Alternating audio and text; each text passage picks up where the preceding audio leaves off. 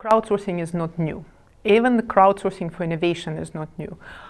Kings and queens for hundreds of years have made open public calls to solve difficult technical problems. While there are some strategic choices around how to go about pursuing crowdsourcing, in particular when we talk about crowdsourcing for innovation, companies' own philosophy and culture matters a lot.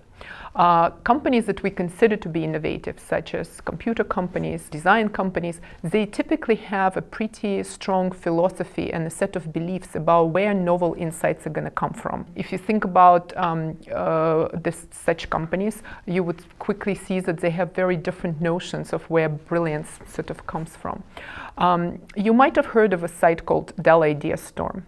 So Dell Idea Storm is a website that Dell put together that allows its users to propose ideas for the new feature of a laptop or new feature for a desktop or new service. Have you ever heard about Apple Idea Storm? I don't think so, because no such site exists. And yet, many Apple users would be very happy and in fact eager to share their ideas. The difference is, on the simple example, is that we have some notion from books written about Apple and from studying companies like that they do not believe that key innovative insights would come from a user suggestions or requirements. They believe that key insights come from, let's say, Steve Jobs in the room or similar people, designers at Apple, who come up with these nice new ideas. So it's not in the innovation DNA, in a sense, to ask people for what do you want out of a product. Compared to Dell, which is a bit more traditional in a way it innovates, user-driven innovation is more natural for them. Lego believes that users in a community would produce amazing things. This is Lego's Mindstorm. Or do they believe that, for example, that the best way to innovate is to have 5 brilliant people in the room, no PowerPoint, only their hands? At the end of the day, what they do has to be consistent with these fundamental beliefs they have. Every company is going to pursue this crowdsourcing in its own way. We're in a stage where there are many different options and it's not clear.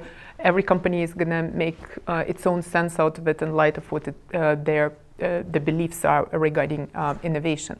However, one can also think about strategic choices. What strategic aspect of crowdsourcing for organizations? We could call it sweet spot. Like, what are the combinations of factors that make it a good alternative or addition to your way in which companies innovate?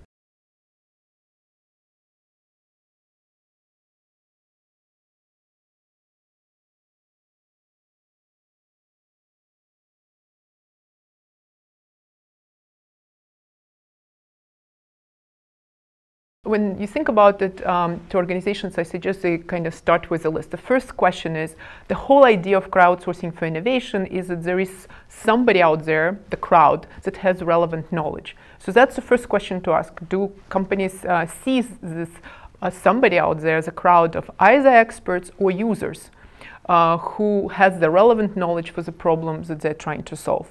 And I must say, if they don't believe so, there is no point of pursuing this option. The second question is really, is there perhaps a crowd out there who might not have the relevant knowledge for solving the problem, but might have the relevant knowledge for evaluating the solutions that the company already came up with? Oftentimes, crowdsourcing is a great tool to see whether something would sell, sort of a focus group on steroids. And in fact, often a more efficient one, because you may ask people to put money behind the evaluation. Threadless is a great example of such website, where if you're not willing to buy a t-shirt that somebody has designed, there is no point of mass producing those t-shirts. Can we formulate a problem for people to solve or evaluate in a way that allows people to really contribute? So in academic language, we ask, is the problem decomposable? The reason being is that if the problem is such that the relevant knowledge for solving this problem or even evaluating the solution is deeply embedded in companies' processes and prior products and services, it's maybe impossible to articulate that knowledge for the solvers. The second aspect of it is, even if possible, it may be proprietary, so you may not want to share it with everybody. And the third issue is, in majority of crowdsourcing solutions and models, the solvers or people contributing are not really compensated for the research on a problem. So if you're asking them to learn everything your company knows, For a tiny chance of winning a small prize, it just doesn't make sense. They would not be investing unless it's a kind of pro-social motivation. Save the world, clean up the garbage, improve energy consumption. Then people would actually invest in learning because they really want to contribute. So basically, the decomposability of the problem is a key other aspect. The next question, of course, even if all this is perfectly aligned, is there anybody out there who would be willing to contribute? That's a question of crowd motivation. Can we motivate the people who have the right knowledge and the problem is great to actually come? And this goes back to how do people get motivated to contribute online. I think the number one thing, people have to be interested. That has the intrinsic motivation, the desire to work on this particular problem or with these people is key. But beyond that, there are kind of three different motivators people tend to think about: money, glory, and love. It's called a social good. So is there a prize? If it's something that's perhaps less exciting and interesting, there has to be some monetary reward.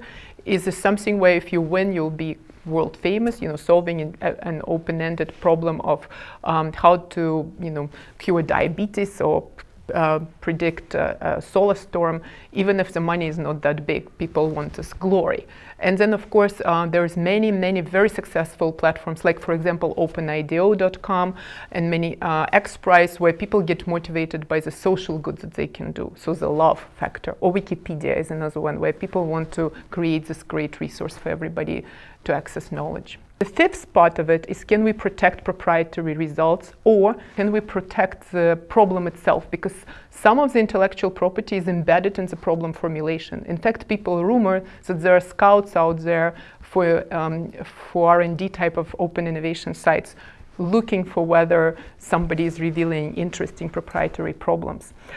So you need to be sure that you can protect first the problem insight that comes with problem formulation, the insight that comes with sharing relevant information necessary for solvers to even try to solve the problem, and of course the solution itself. The 5 questions I mentioned are usually helpful to start with. The actual form in which crowdsourcing for innovation is done is just now so varied, and I think that's a good thing. So I'm not going to say, if this is the case, you should build a site like this. I think you should really come to it with an open mind as to what would work for your company.